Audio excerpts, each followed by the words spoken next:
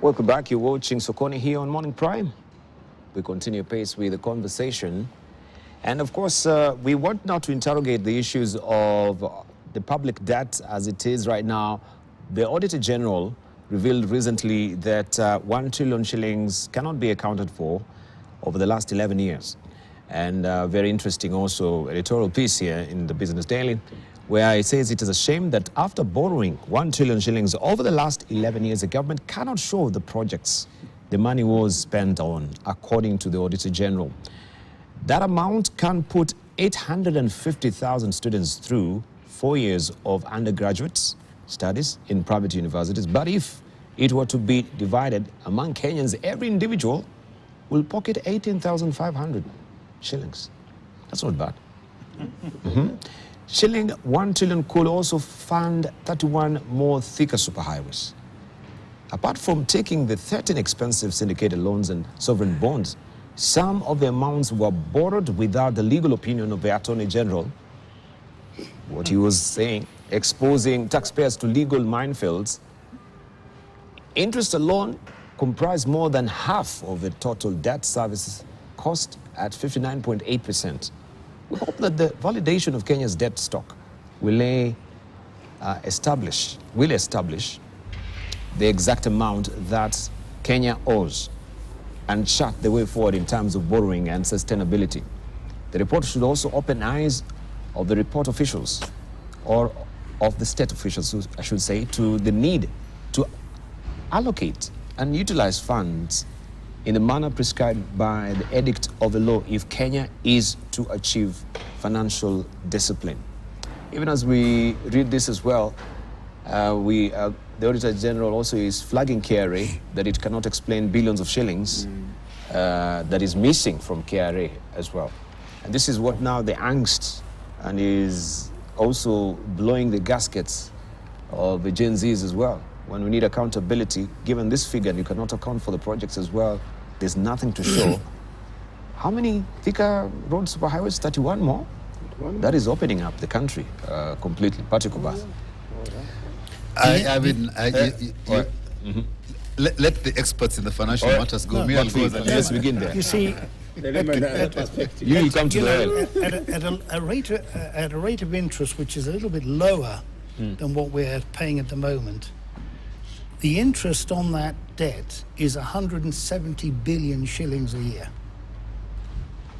So, but we're back. You see, I've got a finance director, okay, who's a finance director. In fact, it's this pig company, okay, out at Ruto, okay, Farmer's Choice. Farmer's Choice. Yeah. And he said, look, you know, we've got a very, very simple way. Look, if we just simply stop the looting, we will have a budget which can pay everything in government.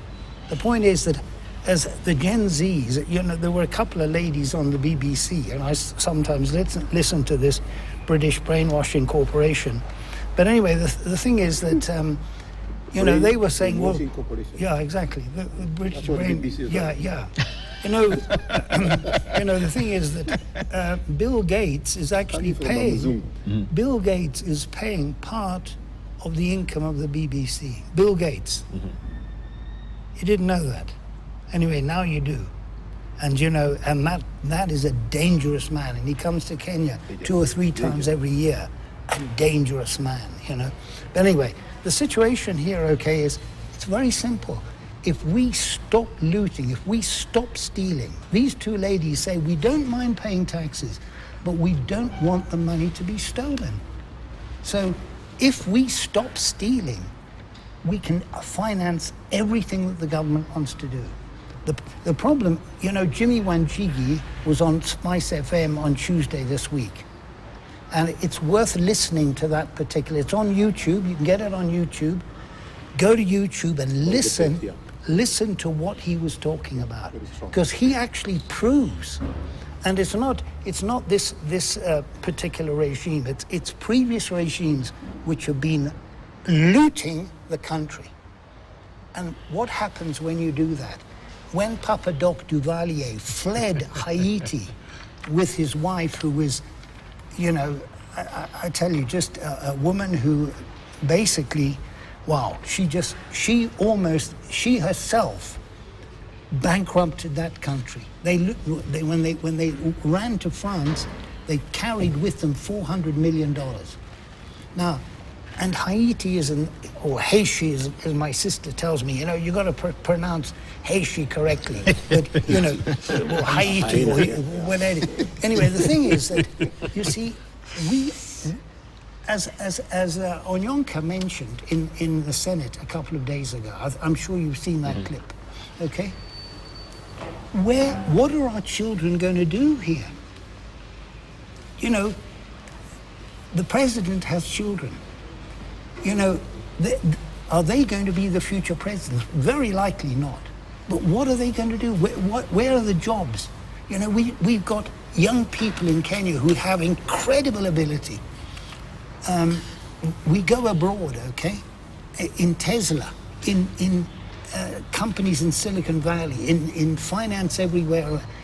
There are more accountants in Bermuda than any other country. We have 80 accountants in the Cayman Islands. I have a lady who phoned me from the UK the other day. She wants every ACCA, Kenyan ACCA. I want them. We want to employ them. But the problem is, are we going to have a country here? And we're overgrazing certain places. We've got projects downstream on the Galana, okay, which are going to destroy the habitat there. And we think that we're doing the country good. And sometimes, all of us, every single man, woman, and child in Kenya has got to be brought up to have honesty. The problem is, even in the schools, in the games, there was a big problem in the newspaper the other day about Kenyans. In the under-18 athletics championships, they have 20-year-olds there. But this happens even in the school.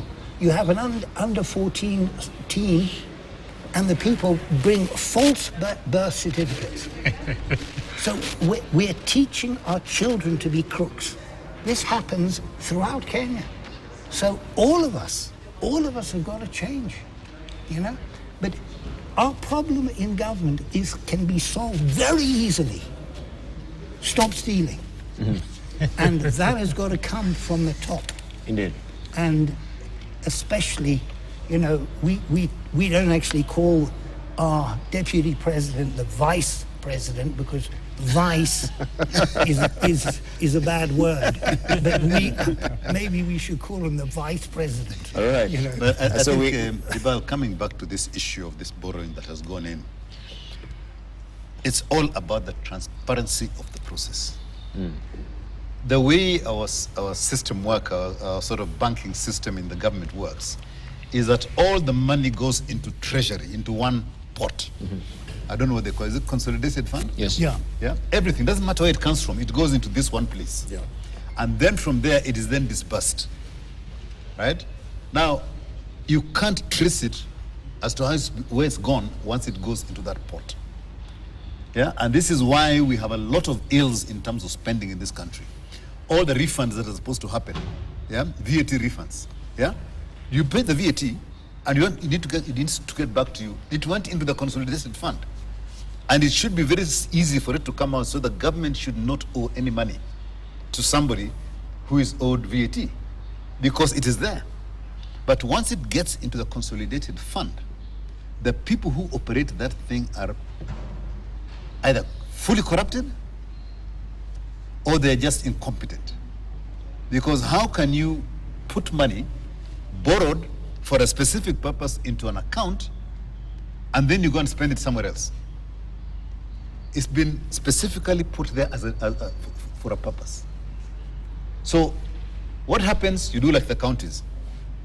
When it comes for this road, you open an account for that road because of the indiscipline around a consolidated fund where you're supposed to manage that thing properly.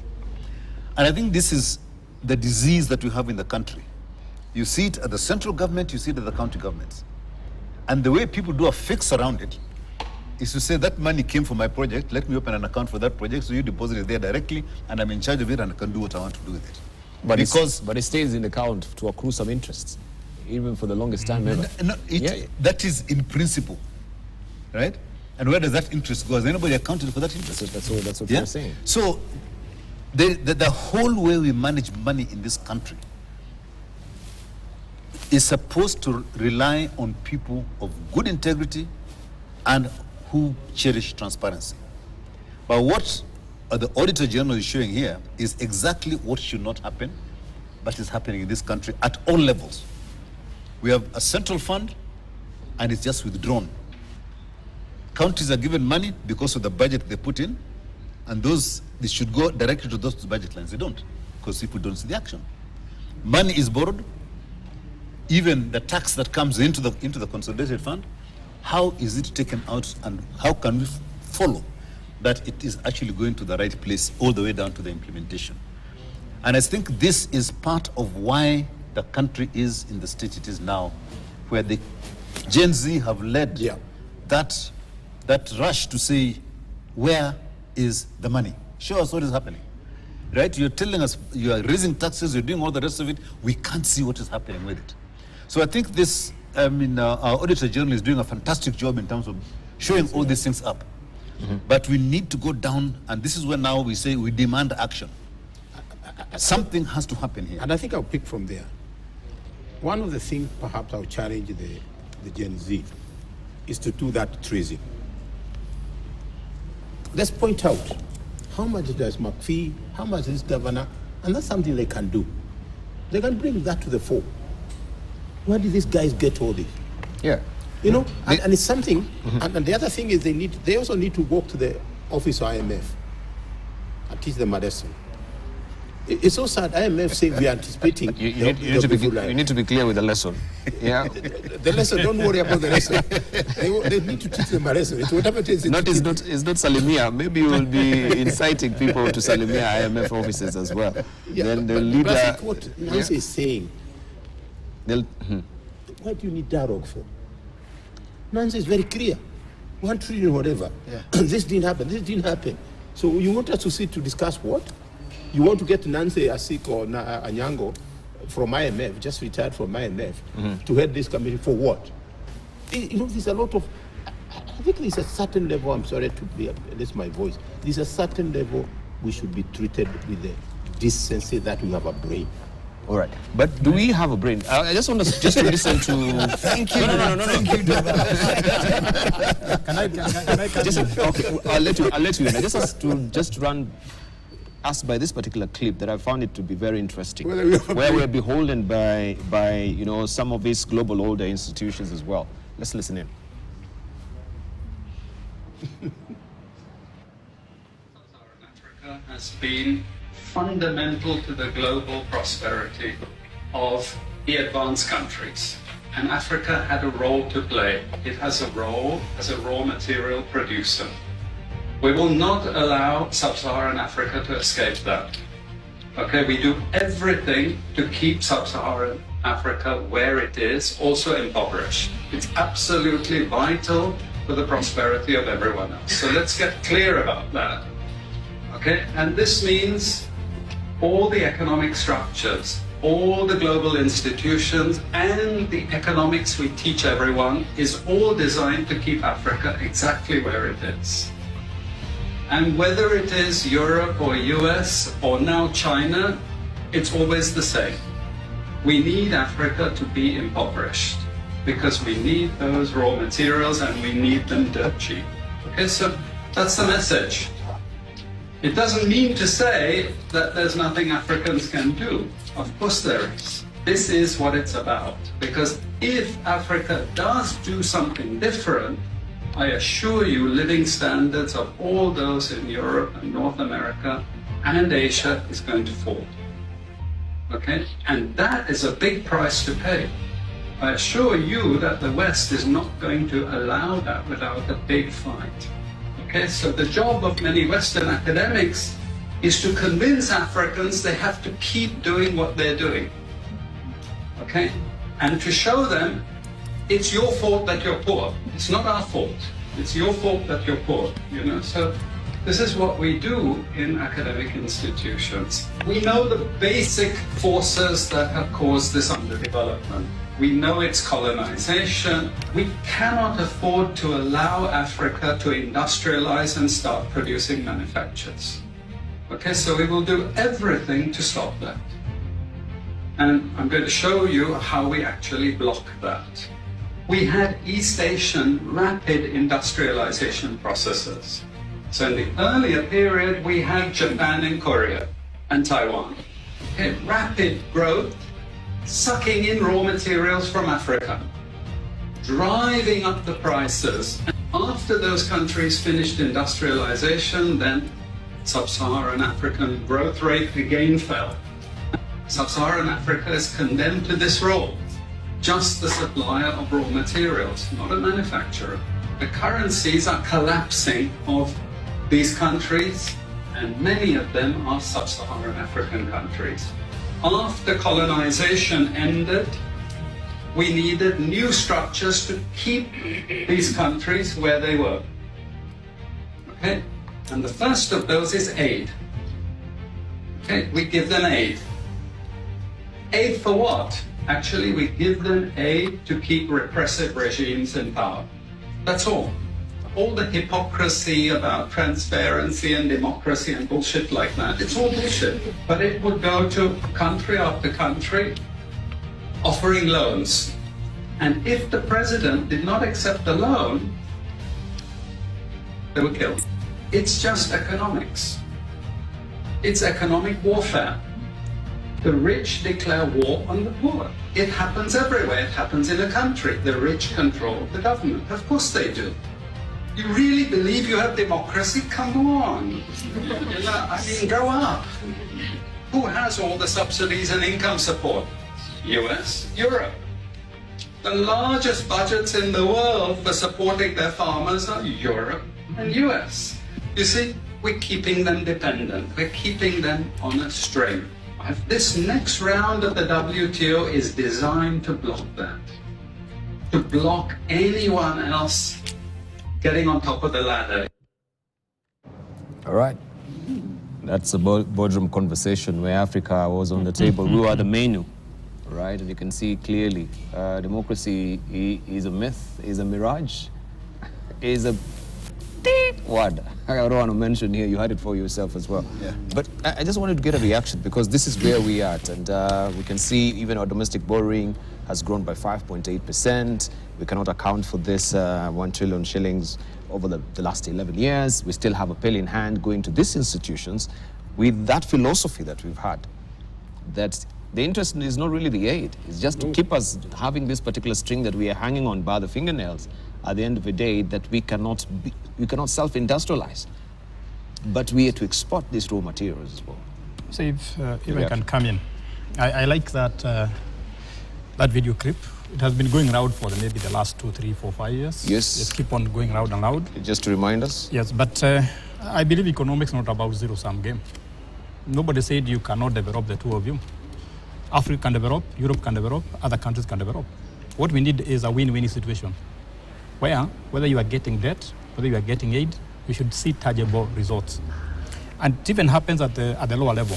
When people borrow money in the rural areas or in urban areas, they use that money to improve their life. So when you help your brothers and sisters, they don't remain forever dependent on you. They become independent. So I think this myth being perpetuated that Africa must always be on the receiving end is not true. We can escape that. After all, we have brains, as my prof put here. We can. He talked about looking at the productive sector of the economy. What can we improve on? Whether it is fishing, whether it is agriculture, whether it is manufacturing, whether it is tourism, there are things we can do, very simple things to improve our economy. But this guy, what he's trying to tell us that it is hopeless. We can't do anything about it. There's a lot we can do. And I thought that was the dream of better, that was the dream of devolution, that we can start from the lowest level in the society, then we bring them up. But is that what our leaders do? They don't. For example, how can you claim that you cannot account for the national debt? If I ask any of you whether you have ever had any debt, you tell me how much you borrowed and what you did with it. Why can't we do that at the national level? And that's what Jay-Z are saying. You have borrowed money, tell us what you did with it. You have got our taxes, tell us what you did with it. That's what they want. transparency so that we see where the money is going.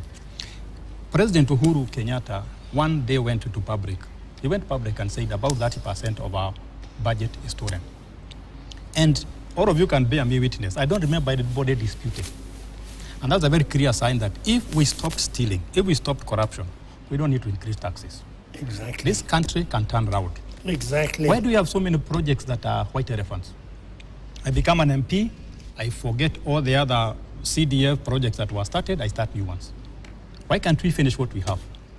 So I think that guy is preaching a lot of pessimism, but I believe Africa is a place of hope. And finally, I will say this and I will say this. Capitalism was never about making money. I think that is one thing that we were taught in economics and it was wrongly taught. Capitalism is about me pursuing my interest as the rest of the society benefits.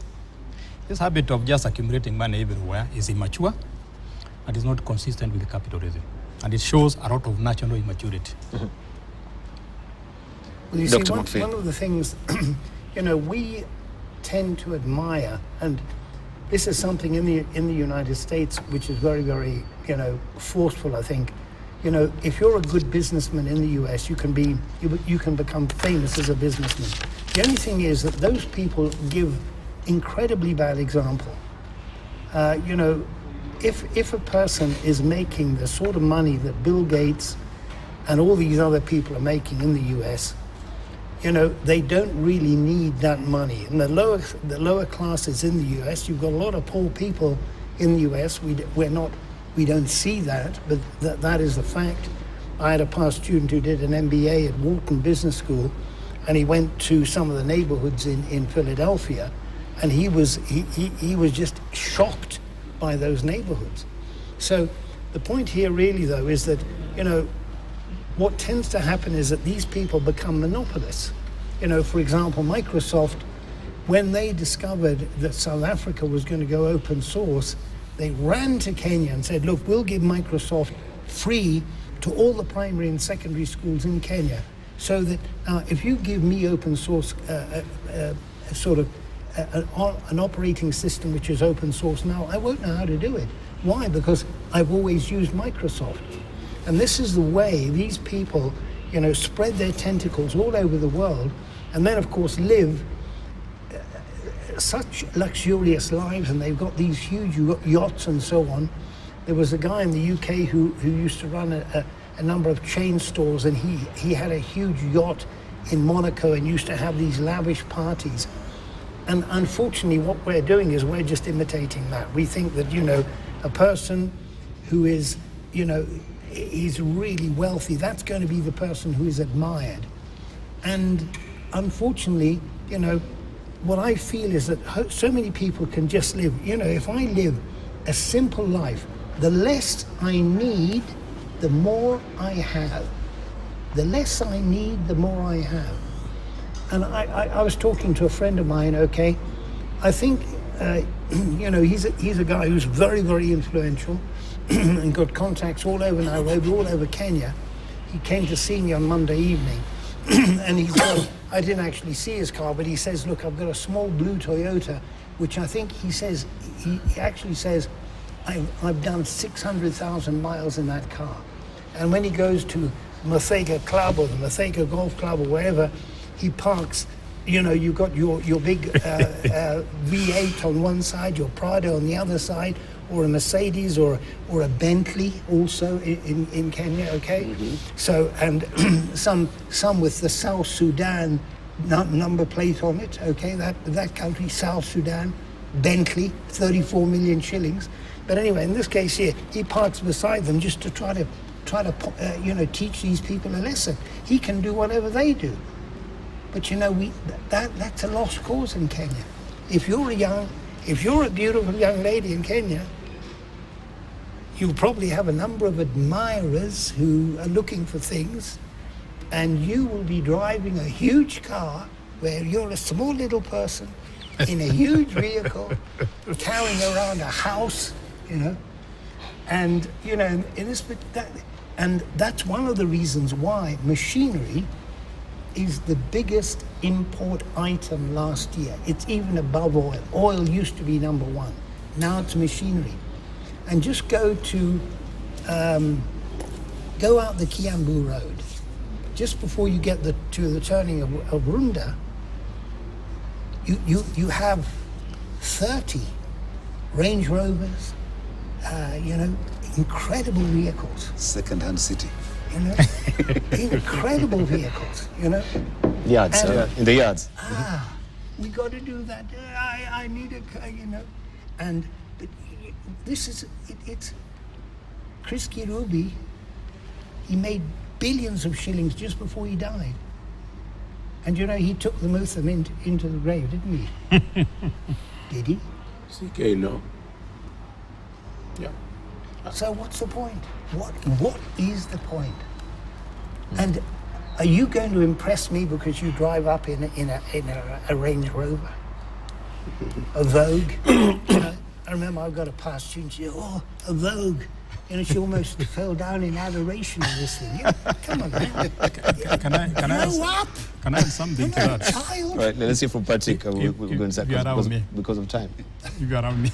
I think what Professor McKinney is saying is very simple. I talked about national immaturity. If you are mature enough in this country, whatever level, in the government or in society, you should know that you don't eat better because you are rich or poor. You don't sleep better because you are rich or poor. You don't have better sex because you are rich or poor. You don't die better because you are rich or poor. And that's the national maturity he's talking about. Let's mature enough to see that our life is just like anybody else. So think about your neighbor, think about your friends, think about everybody else. This conspicuous consumption is what is spoiling this country. That's why you have to change. We see life in totality, not just about today, not about the big things and small things. And that's the natural maturity I'm talking about. All right. Patrick, your reaction as well to that philosophy that and what Dr. McPhee is talking about in terms of that particular video. That's why we are together. That 10,000 shilling shirt you're wearing? No, I'm joking. I'm joking. No, it's 20. It's not 20. This is not that cheap. You look cheap. Just give us a price. Yeah, but no, conspicuous consumption. If you're talking about that, yeah. Yeah. The reaction first of the video that we played as well, beginning from there, coming to conspicuous consumption. That video, I think I associated it in a way. We started off with aid. Then it came to grants.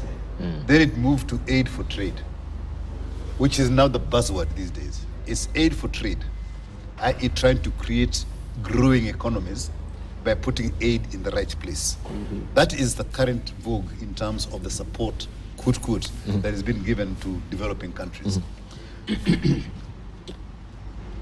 Before we were colonized, we used to be able to feed ourselves, to trade amongst ourselves, to govern ourselves, to do a whole host of things that a developed nation as we are now, a developing nation we are, cannot do. What changed? It's the whole value system and the way the economy is run that changed. And when you look at where we are now, it's because of this dependency that has been built into the way we work. And when you look at the countries that sort of grew very fast, that they talked about, the Singapores of this world and everything else, those countries resisted a lot of aid coming in. They did a lot of internal development, very austere activities that they did, but they made it work internally. That's it. And once that happened, the country began to grow and it became attractive because it was a cheap area or a nice place to work in. The laws were very simple because they were not brought around because of the requirements of money that you're being given, therefore you run the country in a particular way. And I think that prescription that accompanies aid or grants or whatever it is, right, is what is killing a country like ours. If we said we don't need that money, and during Moi's time, it's not that we said we didn't need it, it was just cut off because of what Moi was doing in this country. They cut off a lot of the money, and yet Kenya ran. Right. A lot of things ran. Okay, there was corruption, there was water and everything else, but not to the scale we're seeing it now. It was much less, but the country ran. How come? Because internally we were able to produce. right? All these people who are growing barley in the Nandi area and all the rest of in Narok, when did it happen? It was in the Moi area, not after. Absolutely. Right? At that time, people were being very, very innovative in terms of doing internal growth, internal supply, internal conversion, everything else happened inside Kenya. We couldn't import barley, so we started growing it, and it worked. So I fully sympathize with that view, that as a country, we have the wherewithal to really grow ourselves without support from outside.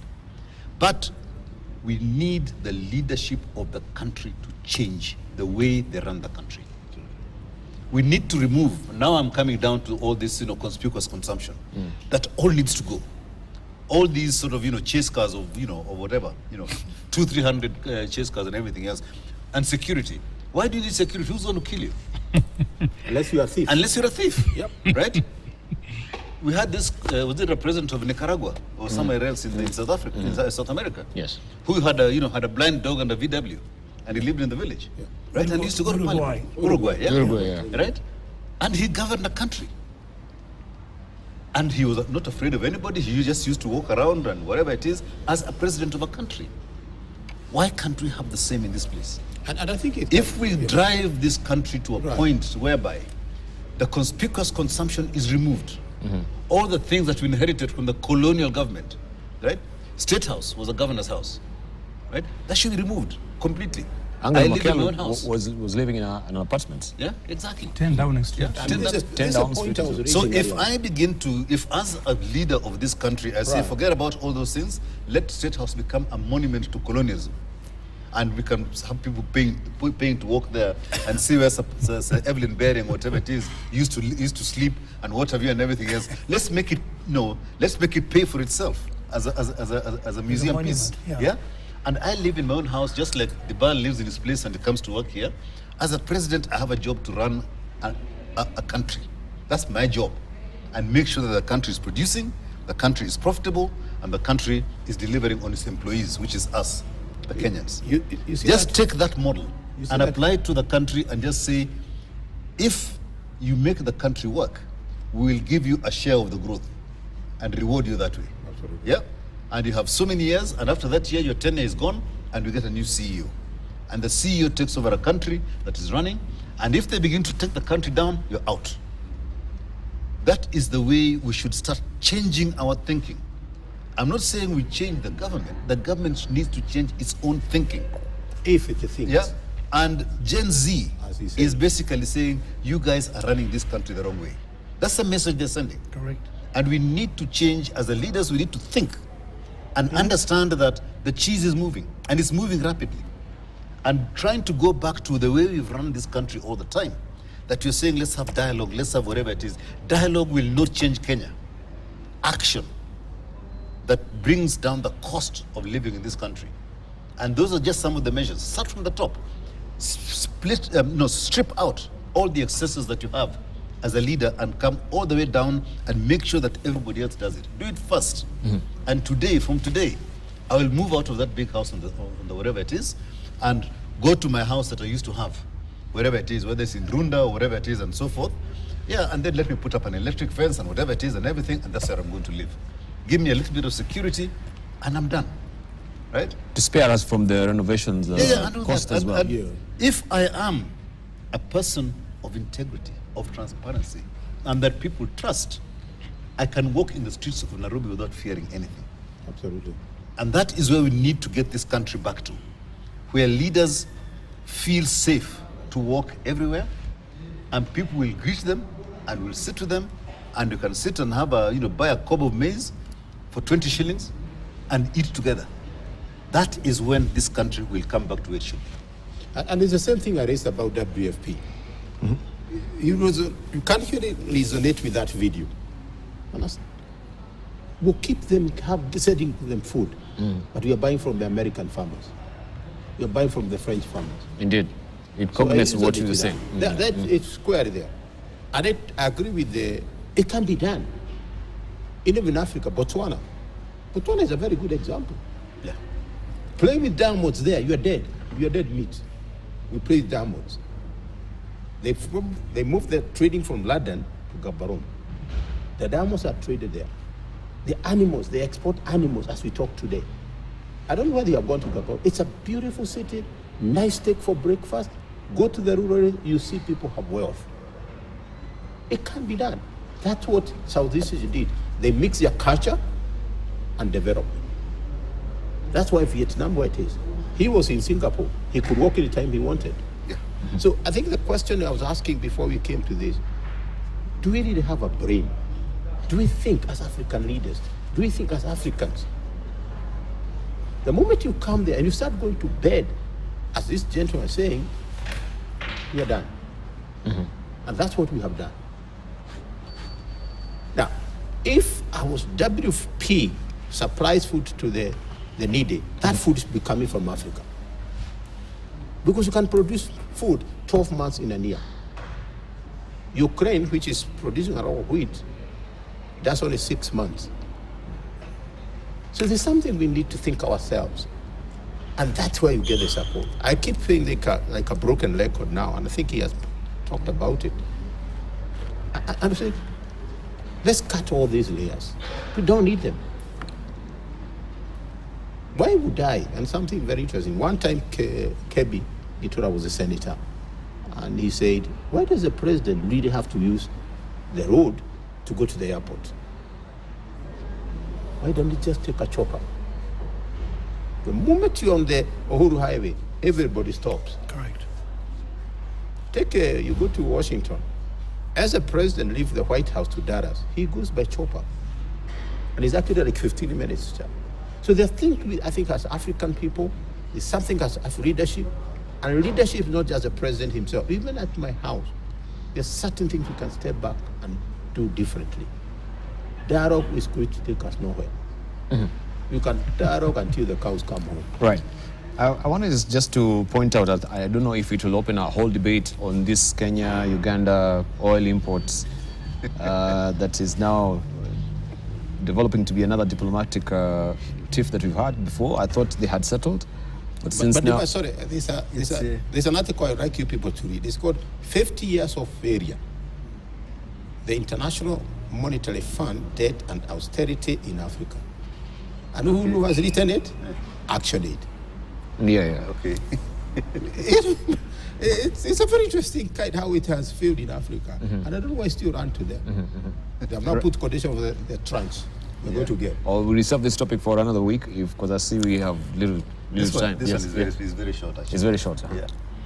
Yeah. It's gone into the headlines because just there's no headlines at all because of this thing. The way the import system works is very simple. When a cargo comes in, somebody has got to put a bond, whether it is a car, whether it is something else, to make sure that everything has been paid before that cargo moves out into the country. So anybody who is in the import-export business always has to pay a bond for every cargo that comes in to the government. And oil is exactly the same, irrespective of which country it is going to. It has to be bonded, and you pay a bond, and once it leaves, you then go and claim your bond back. Yeah, once it goes out of the country, or once taxes are paid and it comes into the economy. So with the oil that was going to Uganda, it has to go through exactly the same process, and the organization within Kenya that is supposed to handle that particular cargo must do exactly the same thing. You must provide a bond that is sufficient for the expected costs of that cargo plus a cost of clearing. It's a phenomenal amount of money you need to do, right? So it used to be a deposit, but these days it's a bond that you buy with the bank and everything else, and depending on your fidelity and your credit rating and everything else, yeah, they'll sell it to you at a certain price, and once that thing is gone, you can redeem it back. With the Ugandan cargo, what I understand may have happened was that the bond and everything else was organized, but then more cargo came in than the bond that had been put down. So KRA says, sorry, you can't move anything here until you put the full value of the bond. And before that, you can't even take one drop out. And sometimes they're even worse. They say, don't put it in before you receive that kind of stuff. So I think this is more of a timing issue, and But because there was so much fanfare around the import of cargo coming in, and the fact that now it's the first time that this thing is working and it's been a controversial thing, anything that happens on that thing makes the headlines. So it's a very simple technical thing that the people who are involved in this slipped, and it's hit the headlines. And because it's hit the headlines, then it becomes a thing between two nations. Because Uganda expected that oil to move immediately. But KRA said, no, you have not put a full bond in this place, that oil doesn't move.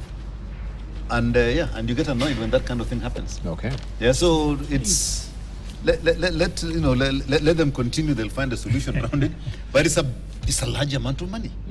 Yeah, it's a large amount of money. So somebody has got to go and pay that bond for that amount of money before the oil moves. Right. Even as we Excuse my brother. Yeah. We want to give our closing remarks, then we go. Closing remarks. Yeah, closing remarks. It's just actually interesting. Mutuli should tell us how can he justify what he's earning. Because he's not the advisor, he just go to the office as a true Kenyan. Then tell us, why is he earning them? Why can't he resign? If he's not being consulted. Yeah, exactly. Why is he employed? That's my closing remark. And with all due respect, we went to the same high school, A levels, but my friend just... So, all right. It's a very valid point, though. It's a very, very valid point, you know. Yeah. Should you really be getting the salary you're getting if you're doing nothing in the office? You know? And he sort of admits indirectly that he is actually doing nothing, you know. But how many people in the government are in that position? Too many. You know, too many. That's the problem. I think Rigathi wanted to talk about the too many advisors. So my cruising remarks, down my to cruising one. are very simple. I don't know, during Moi era, during Kibaki era, I never used to hear of advisors. And if I was the president or had a big position, I would not want an advisor. I would want no advisor so I have access to any advisor in this country. Because as a president or a minister, you have access to any brain in this country. So why do you want to restrict yourself to one? You should have access to any that you want. You want me to give my closing remark? Yes. One, national debt. Can we also focus on people who are owed debt by this government, not just board and so on, because they're suffering. Remember that if you don't pay people in this country, you break the cycle in the economy. Number two, we were able to be self-reliant during Kibaki era. Absolutely. We put over IMF. Why can't we do that now? And very important, as far as the county is concerned, can we reward people who work hard in this country? Thank you. And Gen Z is not asking for anything. They are simply saying, this is a great country. We want it to be better because we are the future of this country. Thank you. Right, Dr. McPhee, your closing remarks? My closing remark is all of us and all of our audience should go to YouTube and watch the video of Jimmy Wanjigi explaining why we have no debt at all. Listen to him. He's got a very, very good point. He did. It's sad for him, he lost his dad. Poorly. Exactly. Mine, I think, is just, I'll come back to what I was saying earlier. We completely need to strip the excesses that we're seeing in this country. Strip that, and this country's economy will grow. Nothing else. Right. Strip. Absolutely correct. We hope of course, the authorities are listening as well, and action will be taken. Thank you very much, gentlemen, for that cogent discussion. I know you're in a tearing rush. You have to leave right now, so we need just to close up the show. Thank you very much, and thank you for your valid company. News Diary is up next.